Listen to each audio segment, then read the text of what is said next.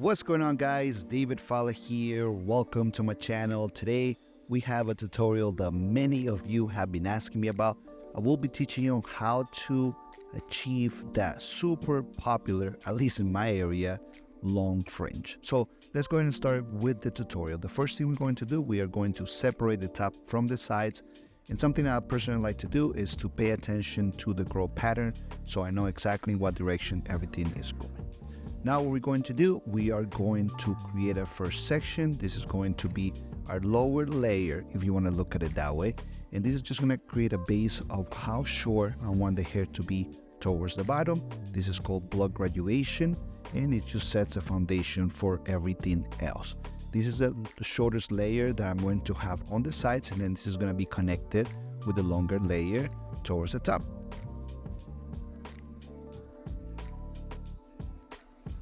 Okay, now that we created that all around, we are going to create a profile section in the middle. So pretty much think about it like a mohawk. This is just going to be a guide for us to follow and create the shape that we're looking for.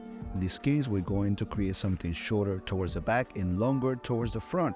A lot of people, I noticed that they have problems creating that textured look if they want it to be kind of fluffy. But what they do is that they create too much weight on the top. They leave the back too long and the front too short, and that's why it doesn't create that volume that they're looking for. So what we're going to actually do is what I did.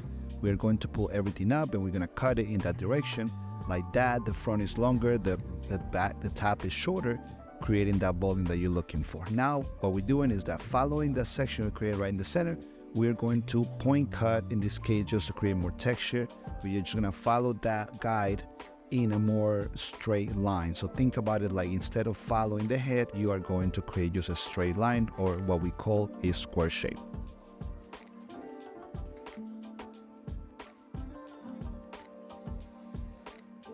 So every time I blow dry hair, I apply a little bit of product. In this case, I'm using a clay. This is going to be 245 indestructible clay.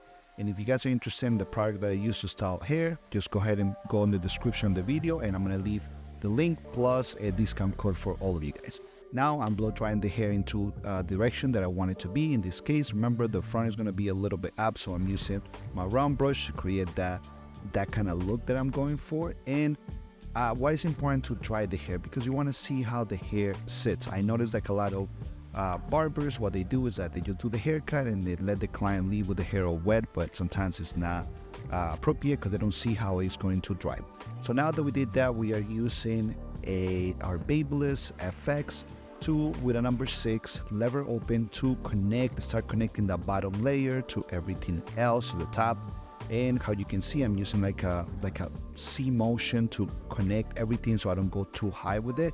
And I'm using the 6 because the client doesn't want the hair too short. So the base of the bottle, the fade part, is going to be a number 6, and I'm going to create a taper. It's not going to be a super light taper. It's not going to be a skin taper. We got to remember that not every client is looking for the service, at least in the area that we are.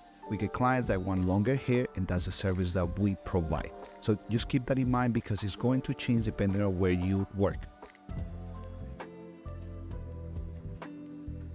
Now we are using a 1.5 to create a taper. It's not going to be super short, how I say, it's just going to be just a little bit shorter. And I know I'm skipping a lot of guards. I skipped the 4, the 3, the 2, but in this case, I felt like I didn't need to use the rest of the guards.